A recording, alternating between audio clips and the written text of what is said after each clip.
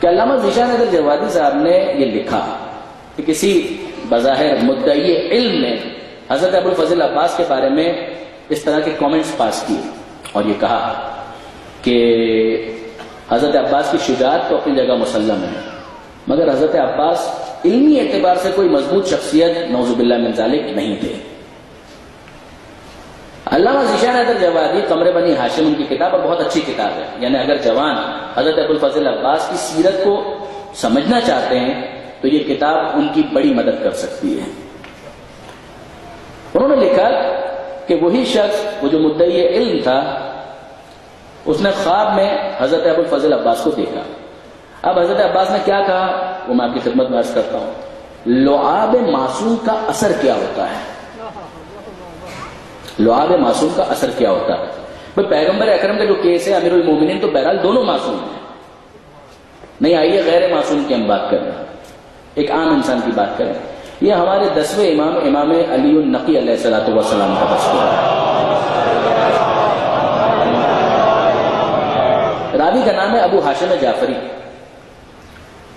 بہت سی روایات ابو ہاشم جعفری کے ذریعے سے ہمارے 10ویں امام کی ہم تک پہنچی ہیں۔ ابو ہاشم جعفری یہ کہتے ہیں کہ میں نے دیکھا کہ کوئی شخص آیا اور مثلا ہندی زبان میں امام سے گفتگو کرنے لگا، کوئی دوسرا آیا وہ کوئی اور زبان تھی اس میں امام سے گفتگو کرنے لگا اور امام اس کو جواب دیتے رہے، تو اسے بڑی حیرت ہوئی۔ اچھا یہ یاد رکھیے گا کہ حجت خدا کے لیے زبان کبھی بھی رکاوٹ نہیں بن سکتی۔ جب وہ حجت خدا ہے اور تمام انسانوں کے اوپر حجت ہے تو انسان جو جو زبان بولتے ہیں وہ تمام زبانیں اس کے لیے سمجھنا اور اس میں گفتگو کرنا اس کے لیے کسی قسم کی مشکل نہیں ہے، کوئی پرابلم نہیں۔ اس نے حیرت کا مظاہرہ کیا، اس نے کہا کہ مولا یہ شخص آیا وہ اپنی زبان میں بات کر رہا تھا اور آپ نے اسی کی زبان میں اس کو جواب دیا۔ اب امام کیا کر رہے ہیں؟ امام نے کہا اے ابو ہاشم جعفری ذرا یہ کنکر تو اٹھانا۔ اس نے کنکر اٹھایا، امام نے اس کنکر کو اپنے منہ میں رکھا، اس کنکر سے لعاب مخلوط ہوا اور اس کے بعد امام نے کہا اے ابو ہاشم جعفری ذرا اب یہ کنکر اپنی زبان پر تو رکھنا۔ جیسے ابو ہاشم جعفری نے اپنی زبان پر وہ کنکر رکھا وہ کہتا ہے کہ اس کے بعد میں 70 زبانوں کا ماہر ہو گیا۔ اعجاز ہے، کرامت ہے کہ میں 70 زبانوں کا ماہر ہو گیا، یعنی 10ویں امام کا لعاب کنکر سے مخلوط ہو کر اگر ابو ہاشم کے دہن تک پہنچے تو اس کی یہ تاثیر ہوتی ہے، اس کی علم کی کیا بات ہوگی کہ جس کے دہن میں حسین کا لعاب کنکر کے ذریعے نہیں براہ راست پہنچا ہے۔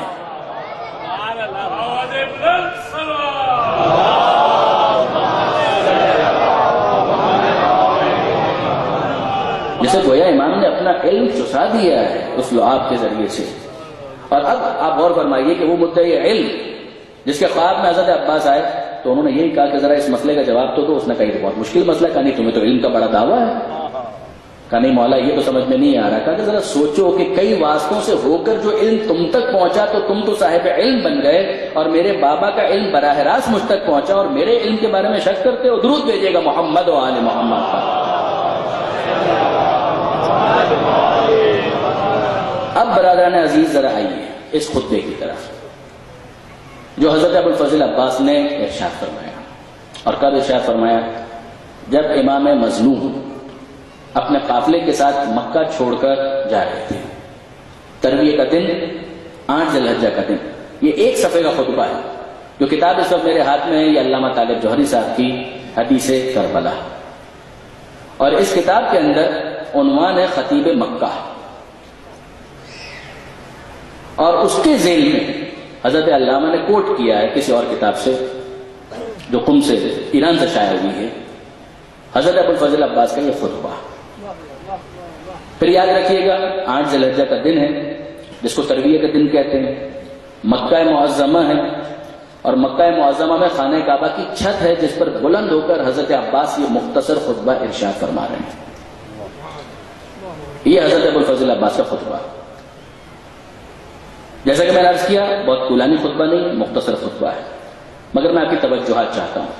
ذرا دیکھیے کہ اس موقع پر حضرت ابوالفضل عباس امام حسین کا تعارف کس طرح سے کرواتے ہیں، کعبے کے ساتھ ان کے تعلق کو کس طرح سے بیان کرتے ہیں، امیر المومنین کے فضائل کے کن رخ، کون سا رخ ہے کہ جس کو اس کے اندر وہ بیان کرتے ہیں۔ ایک مرتبہ درود بھیجیے گا محمد و آل محمد۔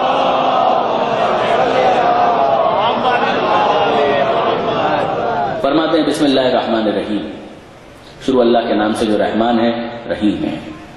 الحمدللہ الذی، تمام ہم تعریفیں اس خدا کے لیے، خانہ کعبہ کی چھت پر کھڑے ہیں، فرماتے ہیں تمام تعریفیں اس اللہ کے لیے کہ شرف ھذا بقدوم ابیہ، کہ جس نے اس خانہ کعبہ کو حسین کے بابا کے قدموں سے عظمت عطا کی۔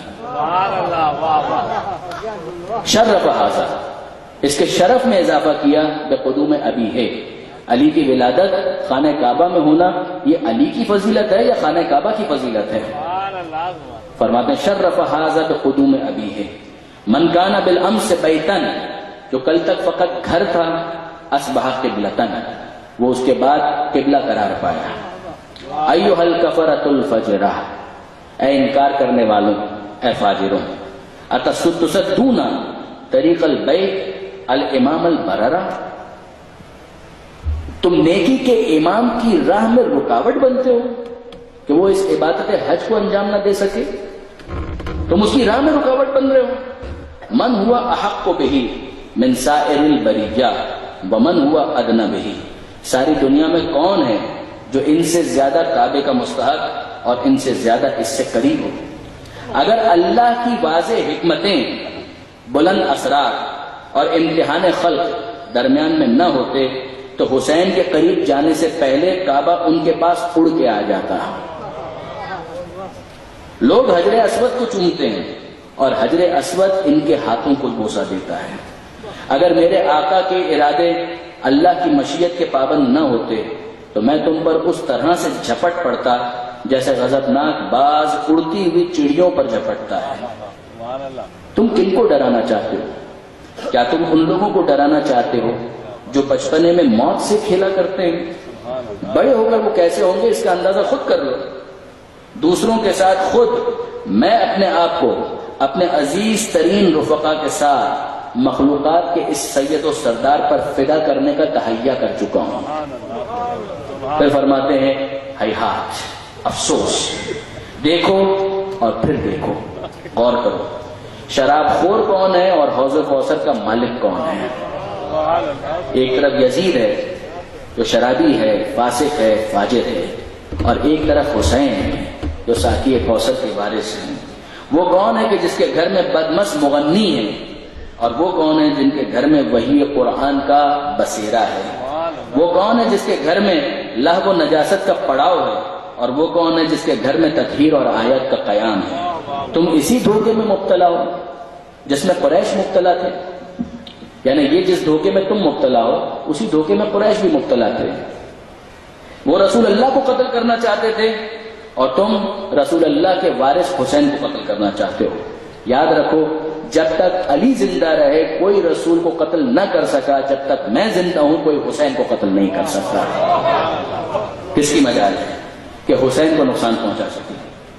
اور اگر تم حسین کو نقصان پہنچانا چاہتے ہو میں تمہیں بتاتا ہوں، آؤ اور آگے بڑھ کر پہلے میری گردن پر وار کرو، جب تک میں زندہ ہوں تمہارے لیے ممکن نہیں ہو سکتا۔ فرماتے ہیں کہ اللہ تمہیں تمہارے مقصود تک نہ پہنچائے، تمہیں اور تمہاری اولاد کو پراگندہ اور منتشر کر دے، اور تمہیں اور تمہارے اجداد کو اپنی رحمتوں سے دور کر دے۔ یہ حضرت ابوالفضل عباس کا وہ خطبہ ہے کہ جو انہوں نے ارشاد فرمایا۔ اب برادران عزیز، اسی کے ذیل میں انسان اپنا جائزہ خود بھی لے سکتا ہے کہ اگر وہ حسینی بننا چاہتا ہے تو اس کے گھر کو کیسا ہونا چاہیے۔ یزید کے گھر میں لاو لعب کا ڈیرا ہے، یزید کے گھر میں گانے بجانے کی آواز آتی ہے، حسین کے گھر میں قرآن کی آواز آتی ہے، تو حسینیوں کے گھر میں بھی قرآن ہی کی آواز آنی چاہیے۔ حسینیوں کے گھر میں بھی وہی بلند کردار ہونا چاہیے جو حسین کے گھر کے اندر ہوا کرتا تھا۔ جب ہم اس تہذیب کی امانت ہیں اور اس تہذیب کے وارث ہونے کے دعوے دار ہیں تو اس تہذیب کے اثرات بھی ہمارے گھروں کے اندر نظر آنے چاہیے۔ یہ حضرت ابوالفضل عباس کا پیغام سمجھ کر اسے آپ قبول کر لیجئے۔ برادران عزیز، اب آئیے ذرا دیکھیں کہ حضرت عباس کا جناب سیدہ کے ساتھ کیا تعلق ہے، تاکہ مسائل کے جملے بیان کرنا میرے لیے آسان ہو جائے۔ اگر بظاہر انسان دیکھے تو کیا تعلق ہو سکتا ہے؟ فاطمہ زہرا وہ ہیں کہ جن کی شہادت 11 ہجری میں ہوئی ہے، عباس علمدار کی ولادت ہوئی ہے 26 ہجری میں، تو کتنا فاصلہ ہے۔ مگر جناب سیدہ کا اگر کوئی تعلق نہ ہوتا تو جناب زینب کی کیوں کہتی؟ دیکھیے جب حضرت ابو الفضل عباس کی ولادت ہوئی ہے اور جناب ابو الفضل عباس نے بھی بالکل اسی طریقے سے، ام البنین پریشان ہے کہ یہ بچہ آنکھیں نہیں کھولتا۔ امیر المومنین قریب آئے اور کہا کہ اے ام البنین کیوں پریشان ہے؟ کہا یہ بچہ آنکھیں نہیں کھول رہا۔ کہ لاؤ مجھے معلوم ہے کہ یہ آنکھیں کب کھولے گا۔ حسین کو بلاؤ۔ حسین قریب آئے، کہا بیٹا حسین یہ تحفہ میری طرف سے تمہارے لیے ہے۔ بعض علماء یہ کہتے ہیں اس موقع پر کہ حضرت ابو الفضل عباس ابھی آغوش میں نہیں آئے تھے، اپنے ہاتھوں کو پہلے بڑھا دیا، گویا یہ کہہ رہے تھے کہ مولا ان ہاتھوں کا تحفہ تو ابھی سے قبول کر لیجیے۔ اس کے بعد جب آغوش حسین میں آئے اور بے اختیار آنکھیں کھول دی، پہلی نظر عباس نے حسین مظلوم کے چہرے پر ڈالی۔ یہ پہلی زیارت ہے عباس علمدار کی۔ اب جناب زینب سن رہی ہیں، حضرت امیر المومنین کہتے ہیں مولا یہ کہتے ہیں کہ میں اپنے اس بیٹے کا نام عباس رکھتا ہوں۔ جناب زینب نے سنا میرے اس بھائی کا نام عباس ہے، پوچھتی ہیں بابا اس بھائی کا نام عباس ہے؟ کہا کہ ہاں بیٹا اس کا نام عباس ہے۔ کہا کچھ دیر کے لیے ذرا میری آگوش میں تو دیکھیے۔ حضرت ابو الفضل عباس جناب زینب کی آگوش میں آتے ہیں۔ جناب زینب عباس کے کان پر منہ رکھ کر کچھ کہنے لگے۔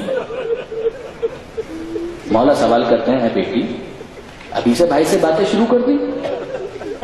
کہا نہیں بابا باتیں تو بعد میں بہت ہوں گی، ابھی تو ایک امانت تھی، اس امانت کو میں نے عباس کے سپرد کیا۔ کہا کون سی امانت؟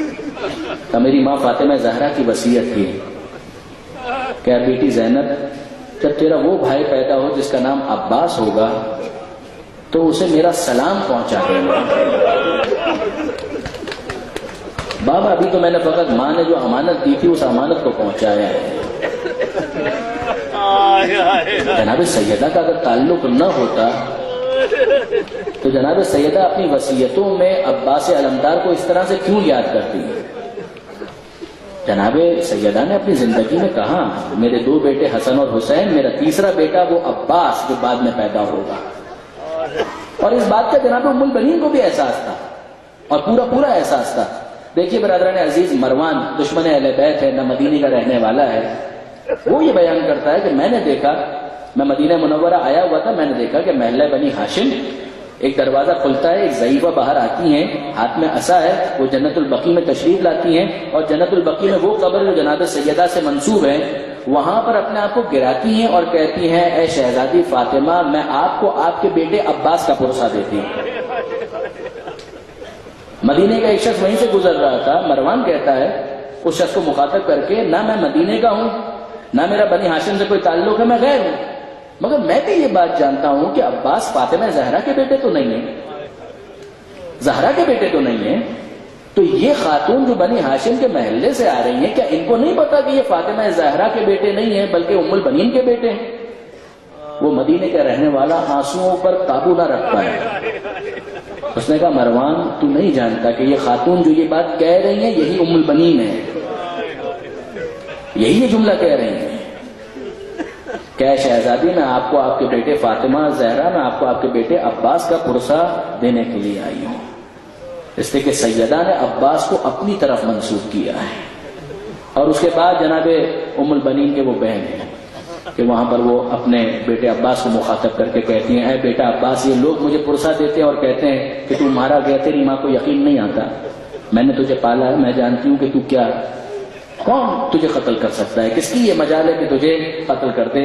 ہاں تیری ماں کو اس وقت یقین آتا ہے کہ تو مارا گیا جب وہ یہ سنتی ہے کہ سکینہ کو تماچے لگے،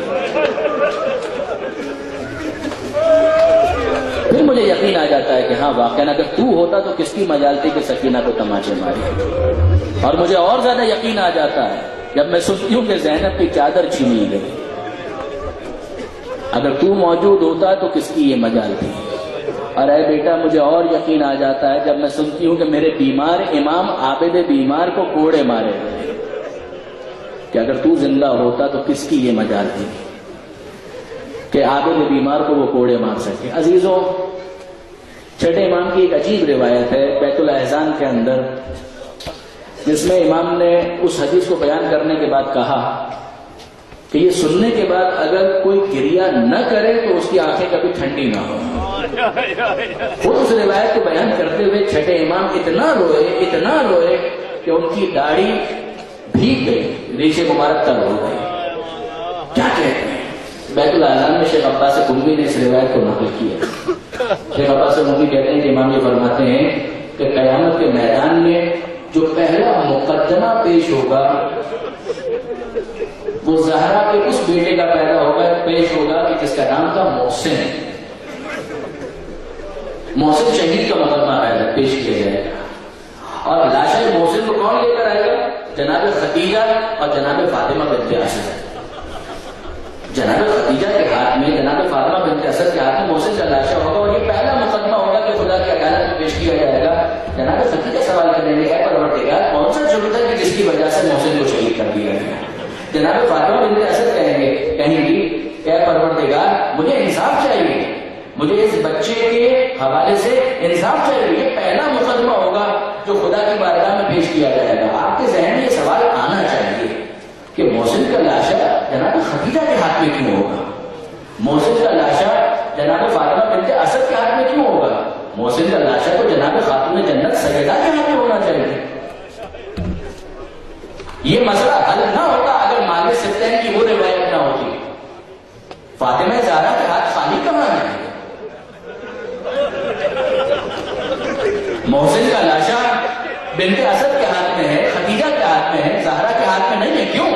زہرا کے ہاتھ خالی کہاں ہے؟ روایت ہے کہ اذا کان یوم القیامہ واشتد الامر علی الناس، کہ جب قیامت کا دن برپا ہوگا اور لوگوں پر بڑا سخت وقت ہوگا، بعث رسول اللہ امیر المومنین الی فاطمہ، اس موقع پر اللہ کے رسول زہرا کے پاس امیر المومنین کو بھیجیں گے، لتحضر مقام شفاعہ، تاکہ زہرا مقام شفاعت پر تشریف لائیں۔ فیقول امیر المومنین، اس موقع پر علی یہ کہیں گے یا فاطمہ ما عندک من اسباب شفاعہ، اے زہرا یہ بتائیے آج کے دن سامان شفاعت کیا ہے؟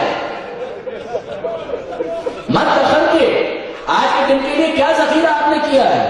اس موقع پر فاطمہ زہرا ہاتھوں پر عباس کے دونوں کٹے ہوئے بازو لے کر یہ فریاد کریں گے، کفانا لاجل ھذا المقام الیدان المقطوعتان من ابن عباس، اے امیر المومنین آج کے دن مقام شفاعت میں پیش کرنے کے لیے میرے بیٹے عباس کے یہ دو کٹے ہوئے بازو بہت کافی ہیں۔ جناب سیدہ کہتی ہے میرا بیٹا عباس، میرا بیٹا عباس۔ اور اب برادران عزیز ذرا غور فرمائیے کہ جب جناب سیدہ کے ساتھ یہ تعلق ہے تو جناب سکینہ کے ساتھ کیا تعلق ہے؟ سکینہ کے دل کی ڈھارس عباس ہے، اور یہی وجہ ہے کہ جناب سکینہ حضرت ابوالفضل عباس کو کہتی ہے کہ اے چچا جان، آپ جانتے ہیں کہ صبح سے حضرت عباس نے کئی مرتبہ کوشش کی عاشور کے دن کہ آقا مجھے اجازت دیجئے کہ میں میدان میں جا کر اپنی قربانی پیش کروں، اور ہمیشہ امام مظلوم نے یہی کہا کہ عباس تم تو میرے لشکر کے علمدار ہو، تو میں تمہیں کیسے اجازت دے سکتا ہوں؟ اور عباس خاموش ہو جاتے ہیں۔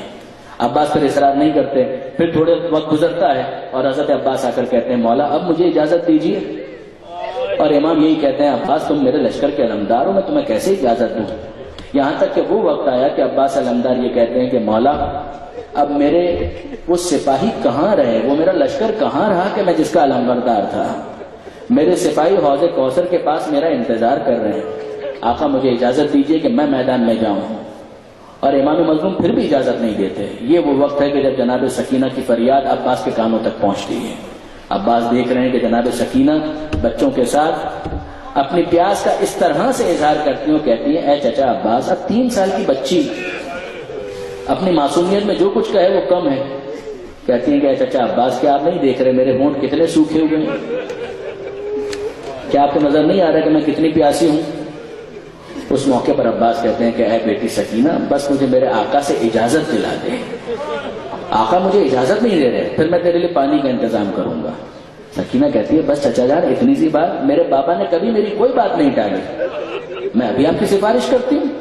اور اب عباس گود میں سکینہ کو اٹھا کر حسین کے قریب آتے ہیں. حسین دور سے دیکھتے ہیں, ایک جملہ عباس سے کہتے ہیں اور ایک جملہ سکینہ سے کہتے ہیں. عباس سے کہتے ہیں جاؤ عباس, اب میں نہیں روکتا, جاؤ پانی کا انتظام کرو. اور جو جملہ سکینہ سے کہا وہ کیا ہے؟ اے سکینہ, ابھی اپنے چچا کی سفارش کر رہی ہے, کچھ دیر کے بعد تجھے پھر چچا بہت یاد آئے گا. جب تماچے لگیں گے چچا عباس یاد آئے گا, جب تازیانے لگیں گے چچا عباس یاد آئے گا. اے سکینہ, کچھ دیر کے بعد تو اپنے چچا کو بہت یاد کرے گی. سکینہ ابھی بھی اپنی معصومیت میں کچھ سمجھ نہ پائی کہ میرے بابا کیا کہہ رہے ہیں, مگر اب عباس میدان میں جاتے ہیں. اب جیسے ہی میدان میں جانے لگے حسین کہتے ہیں عباس, تم نے زینب سے اجازت لی؟ جاؤ اور جا کر زینب سے اجازت لو. حضرت ابوالفضل عباس آئے جناب زینب کے خیمے میں اور آ کر اجازت لینا چاہتے ہیں. جناب زینب کہتے ہیں عباس ایک حدیث تو سنتے جاؤ, میرے بابا نے مجھ سے ایک بات کہی تھی. حضرت ابوالفضل عباس خاموشی کے ساتھ سن رہے ہیں. جی شہزادی فرمائیے. کہا میرے بابا نے کہا تھا اے زینب میں کہ جہاں بڑے آرام سے, ایک وقت ایسا آئے گا کہ جب اسی کوفے کے اندر اس طرح سے لایا جائے گا کہ تیرے بازوؤں میں رسی بندھی ہوئی ہوگی. اے عباس, میرے بابا نے جب کہا تھا تو مجھے یقین تھا کہ ایسا ہونا تو ہے, مگر جب میرے بھائیوں کی تعداد بڑھتی چلی گئی اور جب تجھ جیسا بھائی پیدا ہوا تو میں سوچا کرتی تھی کہ اگر کسی کا کوئی ایک بھائی بھی ہو تو کوئی اس کی طرف نظر اٹھا کر نہیں دیکھ سکتا. میرا تجھ جیسا بھائی موجود ہے تو کس کی مجال ہے کہ میرے بازوؤں میں رسی باندھے. مگر آج جب عباس تم جا رہے ہو تو مجھے یقین آ گیا کہ وہ وقت بہت قریب ہے جب زینب کے بازوؤں میں رسی باندھی جائے گی. مگر جاؤ, اسلام پر تمہیں قربان کرتی ہوں. عباس چلے میدان میں. اور اب بچوں کا کیا عالم ہے؟ سکینہ تمام بچوں کے ساتھ خیموں سے باہر آ چکی ہے, کوزے سنبھالے ہوئے ہیں, اور سکینہ یہ کہہ رہی ہے بچوں پریشان مت ہو, میرا چچا وعدہ کر کے گیا ہے کچھ دیر میں پانی آنے والا ہے. اور جب عباس گھوڑے پر سوار ہو کر آگے بڑھتے جا رہے ہیں, کچھ دیر تک سکینہ کو عباس نظر آئے اور کچھ دیر کے بعد عباس تو نظر نہیں آ رہے مگر علم بہرحال نظر آ رہا ہے. عباس میدان کربلا میں فرات تک پہنچ جاتے ہیں اور جب پلٹنے لگے تو سکینہ پھر بچوں کو ڈھارس دیتی ہے, اے بچوں دیکھا میرے چچا نے پانی بھر لیا ہے, اب کچھ دیر کے بعد یہ پانی ہم تک پہنچنے والا ہے, اب تمہاری پیاس کچھ دیر کی ہے, اس کے بعد تم سب کو پانی ملنے والا ہے. مگر عزیزوں دور سے بس اتنا نظر آیا کہ علم ایک طرف جھکا اور پھر سنبھلا, پھر دوسری طرف جھکا اور پھر سنبھلا, اور پھر وہ وقت آیا کہ جب علم گرا اور یہاں سکینہ نے کوزے پھینک کر یہ کہا اے چچا اب میں پانی نہیں مانگوں گی, مجھے پانی نہیں چاہیے, بس آپ واپس آ جائیے. یہ سکینہ کے جملے اور وہ حسین کا جملہ کمر تھام کر یہ کہتے ہیں الان انکسر ظہری, اے عباس اب میری کمر شکستہ ہو کر رہ گئی, اب کمر ٹوٹ کر رہ گئی. عباس کے قریب پہنچے اور حسین عباس کے سر کو اپنی آغوش میں لیتے ہیں. عزیزوں آپ نے غور کیا عباس کیا کہہ رہے ہیں؟